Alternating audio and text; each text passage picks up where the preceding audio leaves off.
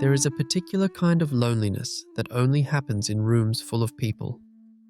It begins with the morning ritual, the careful arrangement of expression in the mirror, the smoothing of edges, the practiced smile that fits just right.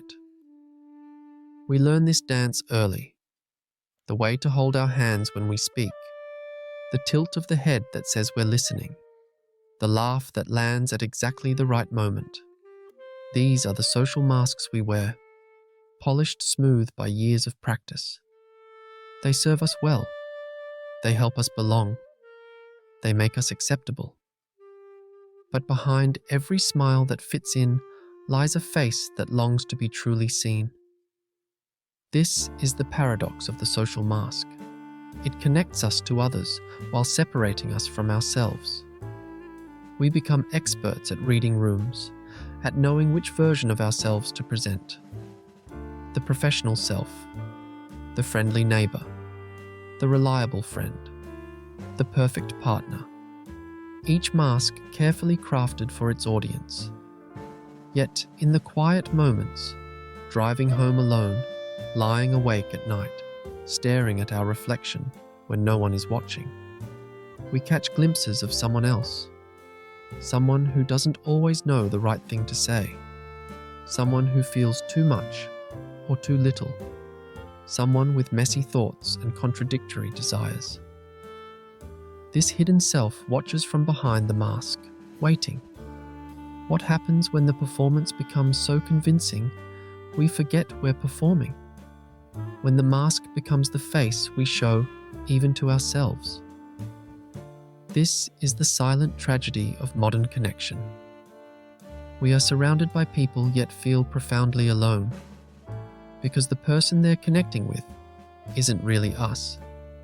It's the carefully constructed version we've learned to present, the one that doesn't make waves, the one that fits in. But fitting in is not the same as belonging. Belonging requires being seen, and being seen requires vulnerability. So we remain alone among many, wearing masks that protect us from rejection while ensuring we never experience true connection. What if the very thing we fear, being seen as we truly are, is the only path to the belonging we crave?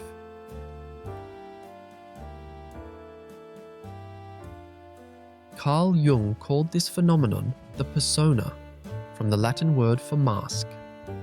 In ancient Greek theatre, actors wore masks to represent different characters.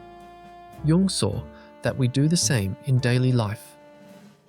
The persona is the social face we present to the world. It's not inherently bad. It helps us navigate social situations, maintain relationships, function in society.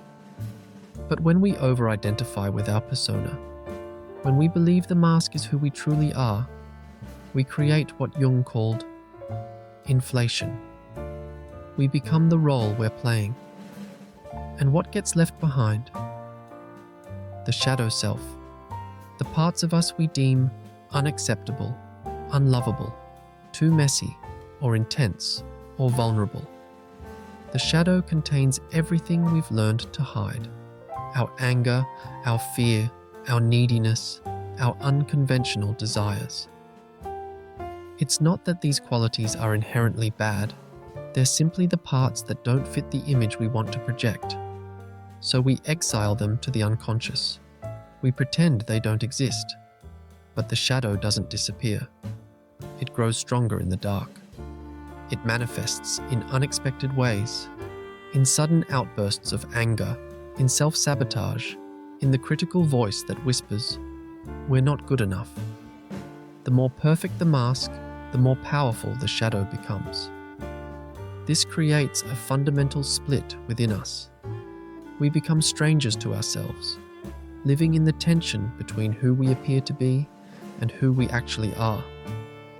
The looking glass self, a concept from social psychology, explains how we see ourselves through others' eyes. We internalize their perceptions, their judgments, their expectations. We learn which parts of ourselves are acceptable and which must be hidden. Over time, this external mirror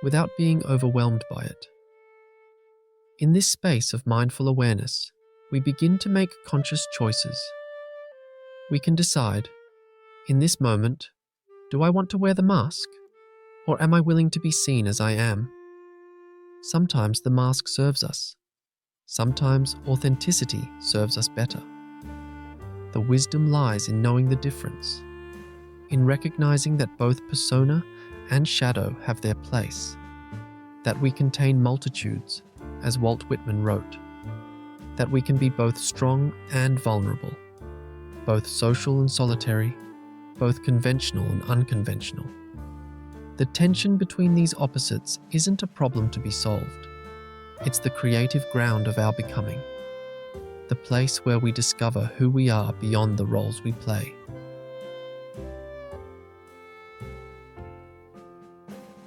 There comes a moment in this journey when understanding shifts from intellectual to emotional, when we stop trying to fix ourselves and start listening to ourselves.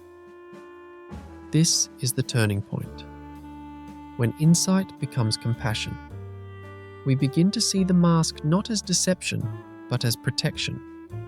A survival strategy learned in childhood when fitting in meant safety, when being too different meant rejection, when expressing certain emotions meant punishment or shame.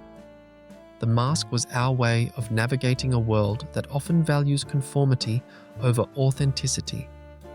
It served us. It kept us safe. It helped us belong. We can thank it for its service, even as we learn to set it down. Similarly, we can approach the shadow with tenderness rather than fear. These exiled parts of ourselves aren't monsters. They're wounded children, scared animals, forgotten dreams. They carry the memories of times we were told we were too much or not enough, of moments when our authentic expression was met with disapproval. The shadow holds our vulnerability, the very quality that makes connection possible. When we welcome it back, we're not inviting chaos. We're reclaiming our wholeness. This reclamation happens in small, quiet moments, in choosing to speak our truth even when our voice shakes, in allowing someone to see us cry, in admitting we don't know the answer, in saying no when we mean no, in asking for help when we need it. Each authentic act is a stitch that mends the split between persona and shadow, a step toward integration. We begin to notice that the people who matter don't love us despite our imperfections, but because of them. That our quirks and vulnerabilities are what make us relatable, what make us human. The mask that once felt like protection begins to feel like isolation. The shadow that once felt dangerous begins to feel like depth. We discover that being fully seen doesn't lead to rejection, but to deeper connection, to the kind of belonging that comes from authenticity rather than conformity. This is the great paradox. The more we reveal our true selves, the less alone we feel. The mask that was supposed to connect us actually kept us separate. The shadow that we feared held the key to genuine intimacy. In this realization, something shifts within us. We stop trying to be perfect and start trying to be present. We trade performance for participation. We exchange fitting in for belonging.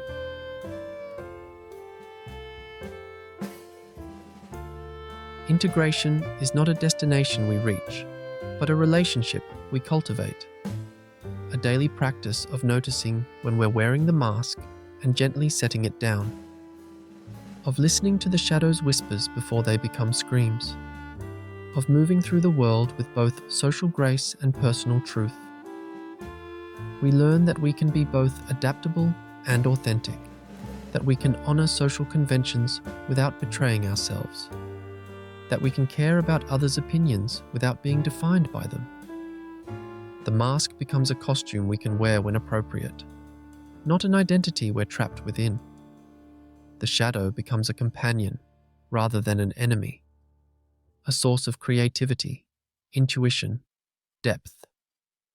We begin to see that everyone is on this same journey, that behind every confident smile, there's uncertainty. Behind every polished exterior, there's vulnerability. Behind every successful persona, there's a shadow waiting to be integrated.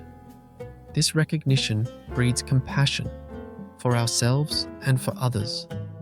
We stop judging people for their masks and start seeing the courage it takes to remove them. We create spaces where authenticity is welcome, where people can show up as they are, not as they think they should be, where belonging doesn't require conformity. This is how we transform loneliness into connection, not by eliminating our differences, but by celebrating them, not by hiding our shadows, but by sharing them. The journey from alone among many to connected while unique, from performing for acceptance to participating in relationship. This is the quiet revolution of individuation, not a dramatic transformation, but a gradual coming home to ourselves, a remembering of who we were before we learned to wear masks, before we learned to hide our shadows, before we learned that fitting in was safer than belonging. We were never meant to shine without shadow, but to live in the beautiful tension between light and dark, between social and solitary, between belonging and being. And in that sacred space, we finally find what we've been searching for all along. Not just connection with others, but connection with ourselves. The peace that comes from no longer having to choose between being seen and being safe. Because true safety is being seen and loved anyway. True belonging is coming home to ourselves, shadows and all,